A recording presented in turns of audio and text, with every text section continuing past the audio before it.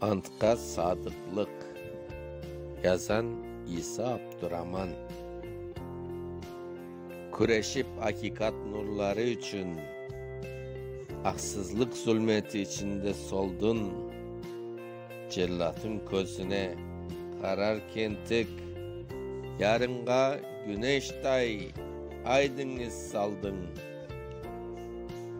O izni silmek için satır ve sözler, defter ve kitaplar atıldı otka.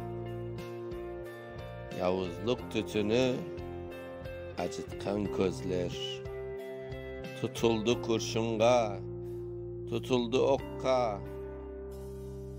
Ayaklar astına alındı millet, cıladı deniz, dağ, mukaddes toprak.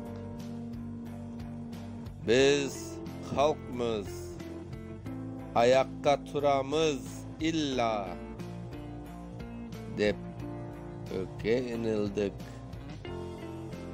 Çoklu toplap adını yazarak kök bayrakka sadıklık bildirip sen etken antqa kara halkın durmakta kene ayakka. Eşite sen tuğsun, yol yoktur artka.